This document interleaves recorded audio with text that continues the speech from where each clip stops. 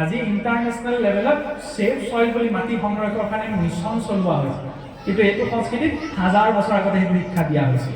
বৰ যায় মাটিৰ পৰা খোৱা বস্তুটো আহিলে ডাইৰেক্ট আমি খাব নোৱাৰিব, ক'ত খামগৈ? চৰুটোত পৰিবগৈ, নহয়নে?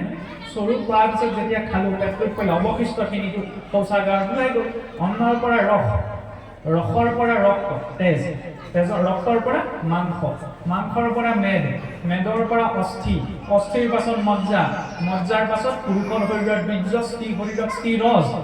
এতিয়া সপ্তধাতু এই পুৰুষৰ বীৰ্য স্থিৰজৰ সৈতে একেলগে হ'লে গৰ্ভোৎপত্তি হয়।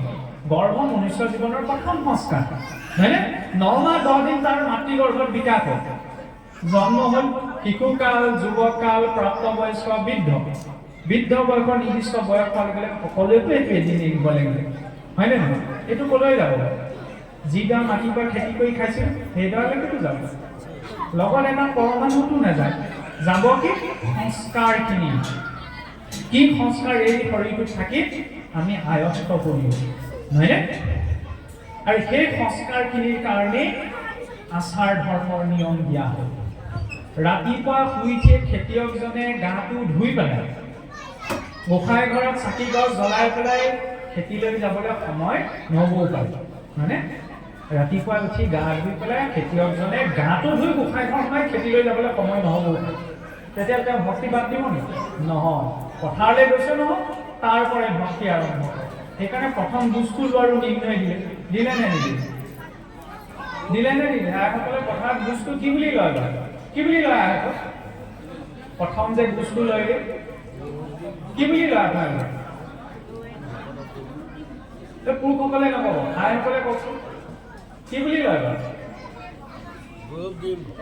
এইবিলাক কথা চাওকচোন, সমস্যাটো ক'ত জানেনে? মই অইন ভাৱত কোৱা নাই।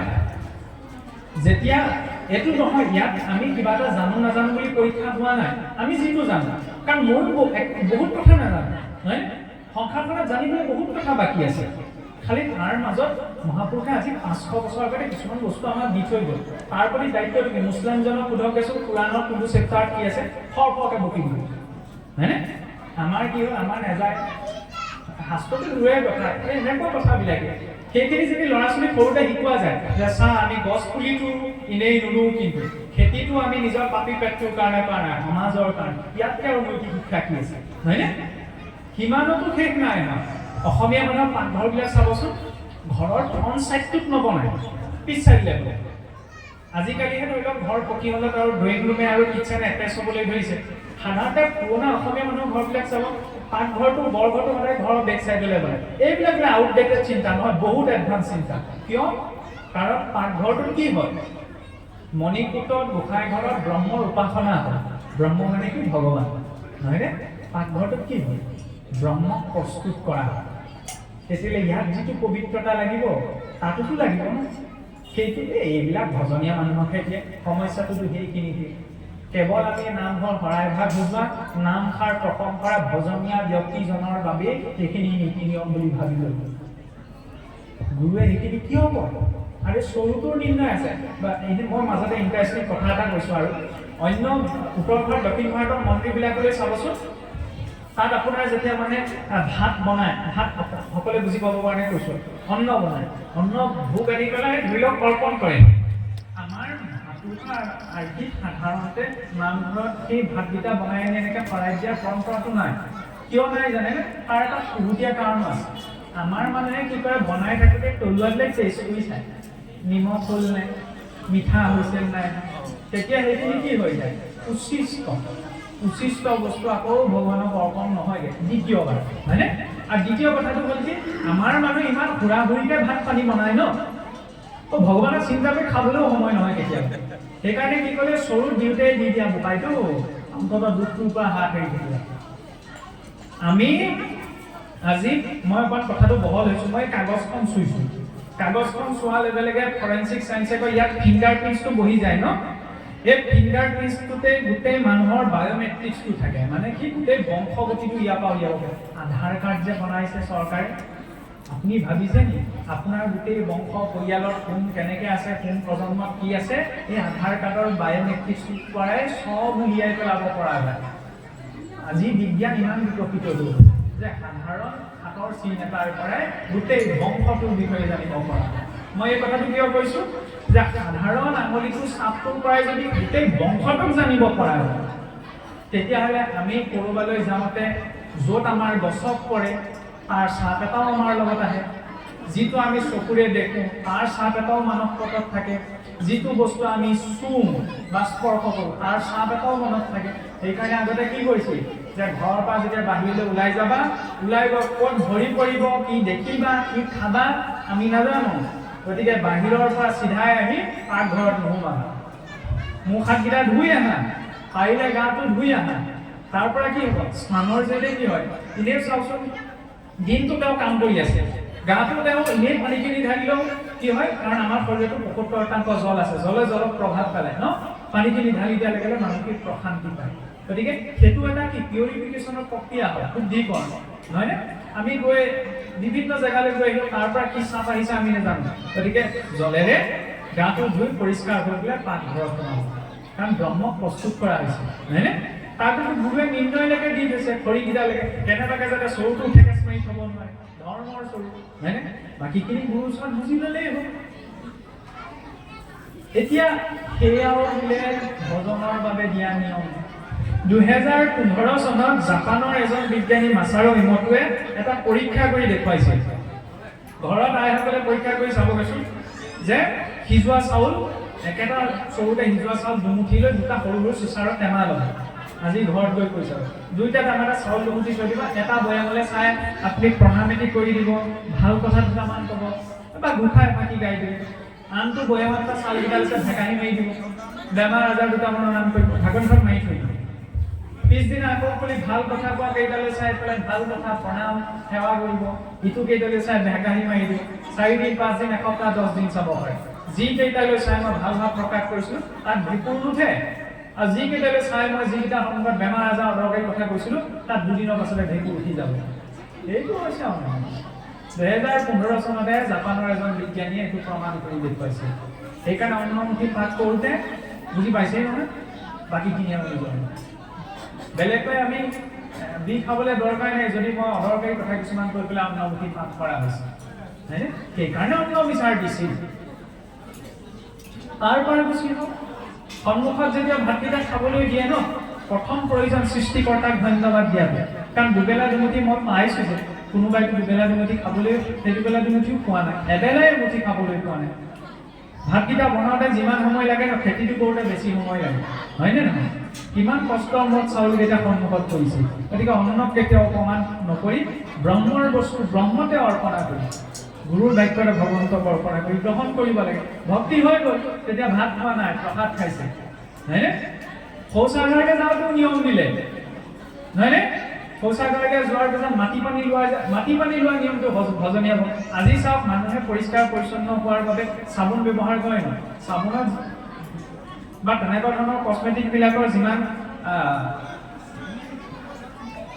মানুহৰ ভিতৰত প্ৰচলন বৃদ্ধি হৈছে, তাৰ ফলত তাত দিবলগীয়া যিবিলাক ৰসায়ন তাৰ পৰিমাণ বৃদ্ধি কৰা হৈছে, আৰু তাৰ কাৰণে মানুহৰ স্কিন ডিজিজ বাঢ়িবলৈ ধৰিছে হয়নে, স্কিন কেঞ্চাৰো হ'বলৈ ধৰিছে।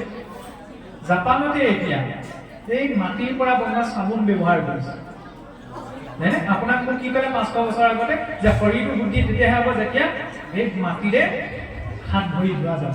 তাৰ কাৰণেও তাতো চাইণ্টিফিক চিন্তাটো দিলে যে প্ৰথম আঙুল যেতিয়া মাটি আনিবলৈ যোৱা যায় হাত মুখ ধুবলৈ, যে প্ৰথম আঙুলৰ বোলে মাটি আনিব নালাগে, তাত পোক পৰুৱা মৰি থাকে। প্ৰথম আঙুল আঁতৰাই তাৰ তলৰ পৰা মাটিকণ আনি বাথৰুমটো থ'ব লাগে, আৰু হাত মুখ বা শৌচাগাৰলৈ যোৱাৰ পিছত তাৰে মাটি অকণমান লৈ হাতত ধৰি পেলাই হাতখন ধুই আহিব লাগে। তাৰ নিয়ম আছে, কিন্তু ইমানখিনি নোৱাৰিলে অন্তত চুব লাগে। কিন্তু আমাৰ মানে ভাবি থাকে সেইবোৰ ভজনীয় নিয়ম। ভজনীয় নিয়ম নহয়, মনুষ্যৰ বাবে সেইটো এটা থেৰাপি হয়। ৱাটাৰ থেৰাপি কাহানি পাই দি দিলে। আজি হাজাৰ হাজাৰ টকা মানুহে কৰি এনজাইটি ডিপ্ৰেশ্যনৰ পৰা আঁতৰিবলৈ ৱাটাৰ থেৰাপি লয়গে। কিন্তু ৱাটাৰ থেৰাপিটো আপোনাক মোক কেনেকৈ দিলে যে পানী লিকুইড কম্পিউটাৰ, যিটো ভাৱত পানীৰে চোৱা যায় তাৰ আণৱিক সংগঠন সলনি হয়। গতিকে জলৰূপী নাৰায়ণ বুলি ভাৱনা কৰি সেই পানীৰে গাটো ধুব হৈ গ'ল কৃষ্ণ হয়নে নহয়। ইমানখিনিলৈকে দিলে। তাতোতকৈ চাওক নামঘৰৰ মাজত যিভাগ আসনৰ আৰ্হি দিলে ন, আজিলৈকে মই দান কোপ মাৰি এইটো কথা ক'ব পাৰোঁ আপুনি ক'ব পাৰে যে বিশ্বত আজিলৈকে এনেকুৱা কোনো এটা সংস্কৃতি হোৱা নাই, এনেকুৱা এটা কোনো বৈজ্ঞানিক চিন্তা হোৱা নাই যিটো সংস্কৃতিয়ে যে 14খন ব্ৰহ্মাণ্ডৰ বাহিৰত থকা এখন ব্ৰহ্মাণ্ডৰ আহি আপোনাৰ মোৰ গাঁৱৰ নামঘৰত দিবহি পাৰে। কেনেকে? আজি আমি আছো পৃথিৱীত ন, পৃথিৱীকে ধৰি আমাৰ 8টি গ্ৰহৰ পৰা আমাৰ সৌৰজগতখন গঠিত। বিজ্ঞানী যেনিবা 8টি বুলি কয়, এখন সৌৰজগতটো নাই। মহাপুৰুষৰ চেষ্টা চাওক যে তেনেকুৱা হাজাৰ হাজাৰ সৌৰজগত লগ লাগি আমাৰ এখন তাৰকা ৰাজ্য সৃষ্টি হয়, আৰু হাজাৰ হাজাৰ তাৰকা ৰাজ্য লগ লাগি আমাৰ ভূলোক নামৰ ব্ৰহ্মাণ্ডখন হৈছে। এই ভূলোক নামৰ ব্ৰহ্মাণ্ডখনৰ তলত বোলে আৰু 7খন আছে, অতল, বিতল, ভূতল, তলাতল, ৰসাতল, পাতাল। আৰু ভূলোকৰ উৰ্ধত ভূলোক, পুৰলোক, মহলোক, জনলোক, তপলোক, সত্যলোক। হাতে হাতে মিলি 14খন ভুৱন আছে, অৰ্থাৎ 14খন ব্ৰহ্মাণ্ড। ধেমালি কথা নে? এইটো সায়েন্সত প্যাৰেলাল ইউনিভাৰ্সৰ কনসেপ্ট বুলি আছে, বহু বিদিনাহে আহিছে, ভাগৱতত 1000 বছৰ আগৰ পৰা আছে।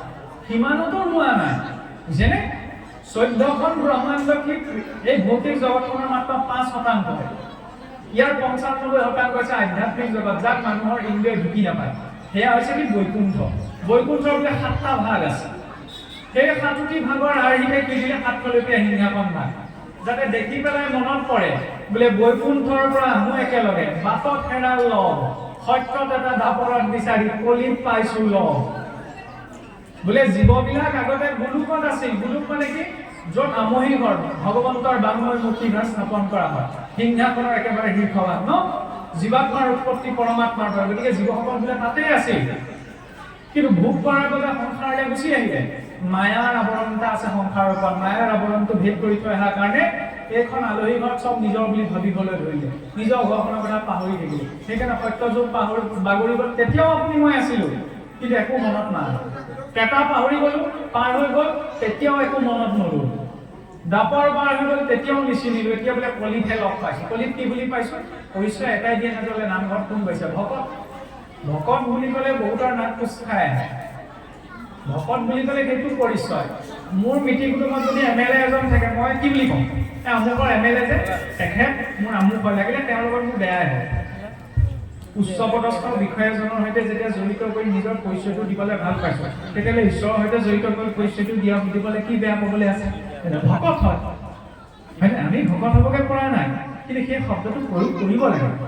আৰু ভকত যাৰ মুখত নাম থাকে, কৃষ্ণ বুলি কোৱাৰ এটা বহুত ডাঙৰ সুবিধা আছে। কৃষ্ণ কৃষ্ণ, ৰাম ৰাম বুলি এনেই ক'লে কাৰোবাৰ নামো হ'ব পাৰে। আপোনালোকৰ মাজতো থাকিব বোলে ৰাম গুৰু, কৃষ্ণ গুৰু, তেনেকৈ থাকেতো মানুহৰ নাম। দুবাৰ উচ্চাৰণ কৰিলে দেখুৱাই কেতিয়াবা সংঘাতনো হৈ যায়। বোলে কৃষ্ণ কৃষ্ণ ভালে আছেনে? ৰাম ৰাম ভালে আছেনে? নাম কিন্তু একেটাই আছে, হয়নে? এবাৰ উচ্চাৰণ কৰিলে কোনোবা মানুহৰ নাম হৈছে, দুবাৰ উচ্চাৰণ কৰিলে সংঘাতন হৈছে, 3বাৰ উচ্চাৰণ কৰিলে সেইটো সমবেদনা। ৰাম ৰাম ৰাম বৰ বেয়া কথা হ'ল দেই, কৃষ্ণ কৃষ্ণ কৃষ্ণ তেওঁৰ লগত তেনেকুৱা হ'ব নালাগিছিল। নাম একেটাই আছে, ভাৱ হৈ গ'ল কি 3বাৰ উচ্চাৰণ কৰিলে সমবেদনা। বাৰে বাৰে উচ্চাৰণ কৰিলে সি কি কৈ কৰে? কীৰ্তন। যদি নিৰন্তৰ ভগৱানৰ নাম তেওঁ লৈ আছে, কীৰ্তন যদি নিৰন্তৰ চলি থাকে, সেয়াইতো নামৰ সাধনা। সেই সাধনাই আনি দিয়ে সিদ্ধি, সিদ্ধিয়ে পথ প্ৰশস্ত কৰে মুক্তি, হয়নে? আৰু তাৰ জৰিয়তে ঈশ্বৰৰ প্ৰাপ্তি। ইয়াতকে আৰু সুন্দৰ ব্যৱস্থা কি আছে? এই নামটো মুখত নাই। এতিয়া চাওক, কিন্তু সেই নাম ল'বলৈ যাওঁতেও আমাৰ সমাজত এটা সিদ্ধান্ত সকলোৰে মুখত আছে ন, যে এক নামে যত পাপ সংহৰিতে পাহে ততেক পাতকি পাপ কৰিতে নহয়। ভগৱানৰ এক নামে যিমান পাপ সংহাৰ কৰিব পাৰে ন, সিমান মহাপাপীও পাপ কৰি শেষ কৰিবগৈ নোৱাৰে। সেইটো নামৰ মহিমা, হয়নে? কিন্তু তাৰ অৰ্থ এইটো নহয় যে মই কৰা ভুলখিনিকে কৰি থাকিম, পিছত মই এইটো কপট এটা আছে, পিছত মই নাম লৈ দিম, মই উদ্ধাৰ হৈ যাম। সকলোৰে এটা পদ্ধতি আছে, সকলোৰে এটা প্ৰচিডিঅ'ৰ আছে। আচ্ছা, মোক মা দেউতাক সকলো ল'ৰা ছোৱালীকে মাক দেউতাকে খুৱাই বুৱাই ডাঙৰ দীঘল কৰে, আন একো নহ'লেও অন্ততঃ এটা কথা কয় যে ভাল মানুহ হবি গোপাই, কয়নে নকয়? এতিয়া যদি মই ডাঙৰ হৈ যদি বেয়া কাম এটা কৰোঁ, তেতিয়াহ'লে মইতো সমাজৰ নিন্দিত হ'ব লাগিব, এইটো বেলেগ কথা। কিন্তু মোৰ লগতে মোৰ পিতৃ মাতৃও নিন্দিত হ'ব লাগিব বা লাগিব, হয়নে? আৰু মই যেতিয়া বেয়া কাম এটা কৰিম, তেতিয়াহ'লে সেই দুখটোৱে কেৱল মোকেই নাপায়, মোৰ মা দেউতাকো পায়। তাৰ ফলত কষ্টটো মই নাপাব পাৰোঁ, মই ভুল কাম কৰিলোঁ মোৰ গাত নালাগিব পাৰে, কিন্তু মোৰ মা দেউতাই বেছিকৈ হ'ব, হয়নে? এতিয়া বাপেকৰ বাপেক কোন? ভগৱান কৃষ্ণ ন, ঈশ্বৰ ন। তেতিয়াহ'লে তেওঁৰ পুত্ৰসকলে ইয়াত যেতিয়া নিয়মৰ বিৰুদ্ধ কিবা এটা কৰে, তেতিয়াহ'লে কেৱল আমি দুখ নাপাওঁ, তেওঁ দুখ পায়, হয়নে? জীৱনটো দিছে মনুষ্য শৰীৰ, তাত চলি থকা প্ৰতিটো উশাহ নিশাহ কিছুমান পদ্ধতিৰ মাজেৰে গৈ পেলাইহে ঈশ্বৰক পোৱা যায়। গাখীৰতে চিধা বিচাৰিলে যিদৰে ঘিউকণ পোৱা নাযায়, এটা পদ্ধতি আছে, নহয়নে? কিছুৱে কয় নামঘৰলৈ কিয় যাব লাগিছে, মানুহক ভাৱটোহে আচল, ভাৱটো আমি দেখুৱাই ভক্তি নকৰোঁ। ৰূপ চাকি কিহৰ দেখুৱাই ভক্তি কৰিব লাগে, নাই ভাবিলেই হ'ল। একেবাৰে 100% শুদ্ধ কথা, কিন্তু লেভেলটো ঠিক নহয়। মই যদি কওঁ আপোনালোকে কেঁচা ৰাস্তা, কাইলৈ মই আপোনালোকৰ ৰাস্তাটো বনাই দিম, আপোনালোকে হাঁহিব নাই? হাঁহিব। মই যদি এই ৰাস্তাটো কাইলৈ বনাই দিয়া কথা কওঁ, কাৰণ মোৰ সেইটো পাৱাৰ নাই নহয়। ডিচিয়ে যদি কয় যে আপোনালোকৰ গাঁৱৰ ৰাস্তাটো মই কাইলৈ বনাই দিম, ডিচি কথাত আপোনালোকে নাহাঁহে, কাৰণ ডিচি সেইটো লেভেলত আছে, হয়নে? কথা একেষাৰে, কিন্তু লেভেলটো কি? নামে সকলো কৰিব পাৰে, মই কৈছোঁ, কিন্তু মোৰ লেভেলটো কি সেইটো জানিব লাগিব। সেইকাৰণে সকলো এটা পদ্ধতিৰ মাজে সেই পদ্ধতিটো ত্যাগ কৰি নাম আজি হৰিনামৰ কীৰ্তনত নাহি দেশ কালত সেয়া সকলোৱে জানে। কোনোবাই শৌচাগাৰলৈ যাওঁতে ভগৱন্তৰ নাম ল'ব পাৰে, কিন্তু সেইবুলি এইটো নহয় নহয় যে প্ৰসংগৰ এটা আৰ্হি আছে, এটা পদ্ধতি আছে। সেই প্ৰসংগৰ আৰ্হিটো এনেই বহি গ'লে আমিতো কৰিব নোৱাৰোঁ, তাত এটা পৰিৱেশ নিৰ্মাণ কৰা হয় ন। ভগৱান সকলোতে আছে, কিন্তু আমাৰ চেতনাটো ইমান উচ্চস্তৰীয় নহয় যে আমি সকলোতে ভগৱানক অনুভৱ কৰিব পাৰিম। সেইকাৰণে নিৰ্দিষ্ট এটা স্থানলৈ যোৱাৰ প্ৰয়োজন, সেয়া হৈছে নামঘৰ। নামঘৰ আৰ্হি প্ৰতিষ্ঠাৰ এটা সুন্দৰ দৰ্শন আছে। সাধাৰণ আৰ্হিৰ আগৰ পুৰণা নামঘৰবিলাকতো কেঁচা আছিল ন, কি কৰে বাটচৰা ভাগ বনায়। বাটচৰা ভাগ চাবলৈ গ'লে ইমান মানুহে বাটচৰা ভাগ বহলকৈও বনাব পাৰে, নবনায় ন। কিয় সৰুকৈ বনায়? বাটচৰা এইটো এটা মনুষ্য শৰীৰ। বাটচৰা হৈছে চৰণ যুগল, য'ত যিখিনি সময়ত সিংহদ্বাৰ কিছু কিছু স্থানত নাম সিংহৰ ক্ষেত্ৰত তাত প্ৰৱেশ কৰিবলৈ যোৱাৰ আগমুহূৰ্তত আমাৰ সেই প্ৰতীকতে মনত পেলাই দিয়ে যে আমি সংযমী হৈ তাত প্ৰৱেশ কৰিবলৈ দিছোঁ। কীৰ্তন ঘৰটো হৈছে হৃদয়। সাধাৰণ আৰ্হিত 5টি 10টি খুঁটা থাকে, পিছত আকাৰ বৃদ্ধি পায় আৰু খুঁটাৰ 5টা কৰ্মেন্দ্ৰিয়, 5টা জ্ঞানেন্দ্ৰিয়, 10 ইন্দ্ৰিয় দেহটো ধৰি ৰাখিছে। চাহখন আগতে কাছৰ পিঠেকৈ চোৱা যায়, বৰপেটা আৰ্হি যিবিলাক নামঘৰ আছে, কাৰণ আগতেতো বাঁহ খেৰৰ আছিল ন। 3টি তৰফ, 17তম 3 গুণ, দুফালে দুখন বাৰান্দা, প্ৰতীকটিৰ আৱৰণ, সন্মুখত মণিকূট গৃহমান ক্ষীৰ, য'ত ভগৱন্তৰ আৰ্হি সপ্তবৈকুণ্ঠৰ আৰ্হিৰ ওপৰত সিংহাসন স্থাপন কৰা হয়, হয়নে? যেতিয়া নামঘৰলৈ অহা যায় তেতিয়া এইটো এটা সামাজিক পৰম্পৰাই নহয়, ইয়াত আচল পুণ্যৰ ভাগী কোনজন হয়? যি কায়িক সেৱা অৰ্পণ কৰে। মহাৰাজ অম্বৰীকৰ কথা যিটো প্ৰসংগ আহে, ৰজা আছিল, বিষ্ণু ভক্ত,